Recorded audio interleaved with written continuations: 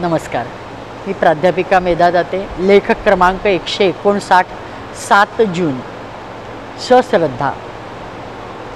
प्रचंड सकारात्मकता ऊर्जा म्हणजे श्रद्धा. ती बाळगणाऱ्यांना स्थळ, काळ, वेळ अशा तत्कालीन बाह्य परिस्थितीशी काही देणे घेणे नसते, कारण त्यांच्या अंतरंगी त्यांचे इष्ट श्रद्धास्थान अढळ विराजमान असते. त्यामुळे जीवावर बेतले तरी नकारात्मकता त्यांच्या जवळपास पण फिरकत नाही.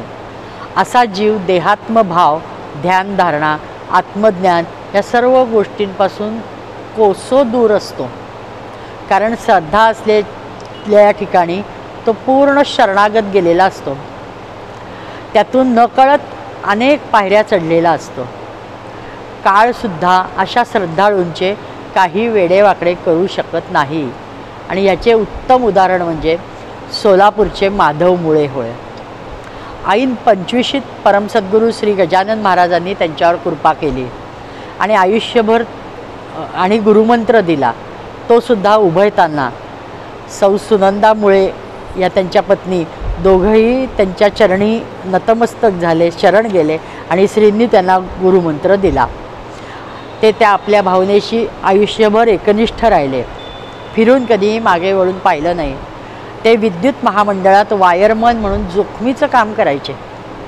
एकदा खांबावर चढून काम करत असताना वादळामुळे निसटलेल्या हाय पॉवर वायरला त्यांचा हात लागतो आणि जोरात झटका बसतो आणि आता संपले एवढे जाणवते, कारण संस्कारच असतो की अशा वायरला हात लागलेला माणूस मरतो हे पक्क माहीत असतं आणि त्यामुळंच त्यांनाही वाटतं की आता संपलं, शेवट. म्हणून मनोमन ते श्रींनी दिलेल्या गळ्यातला जो ताईत असतो त्याला शेवटचा नमस्कार करतात आणि हात सोडतात. नमस्कारासाठी हात सुटतो आणि घट्ट चिकटलेले असतानासुद्धा जणू कोणीतरी जोरात ढकललं आहे असं खाली ढकलले जातात, फेकले जातात. खाली मोठ्या दगडाशेजारी पडतात. बेशुद्ध होते पण पूर्ण सुखरूप होते. जबरदस्त विजेच्या प्रवाहाने प्रभाव दाखवायचा तो दाखवलाच होता, पण जिवंत ठेवले हे काय थोडे होते, कारण ते पूर्ण काळे निळे पडले होते. त्यांची लहान मुली रेणुका आणि रेवती ह्या छोट्या 4-5 वर्षाच्या होत्या आतबाहेर. पण वडिलांचा हा विद्रूप चेहरा, त्याचा रंग हे बघून त्या खूप भिल्या. हे आपलेच बाबा हे काही कितीही सांगितलं तरी त्यांना पटत नव्हतं. महामंडळांच्या तर भल्या भल्या अधिकाऱ्यांचा हा अनुभव होता की हाय टेन्शन वायर झटक्याने चिकटलेला माणूस जिवंतच राहत नाही. तो शॉक क्षणात सगळे रक्तच जाळून टाकतो, पण देवतारी त्याला कोण मारी याची प्रचिती मुळे कुटुंबियांना आली. एक सामान्य माणूस आपल्या आढळ श्रद्धेने अलौकिक कर्म कसे घडवू शकतो याचे हे उत्तम उदाहरण आहे. हीच श्रद्धा त्यांच्या जीवनाला, आत्मविश्वासाला झळाळी देते. संपूर्ण जीवन ह्या घटनेने व्यापून गेलेले आहे.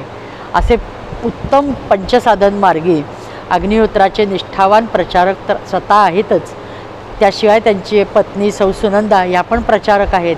त्यांच्या 3ही मुली, त्यांना अजून एक धाकटी रुपाली म्हणून मुलगी आहे, तिच्यासह सर्वजण प्रचार करत असतात.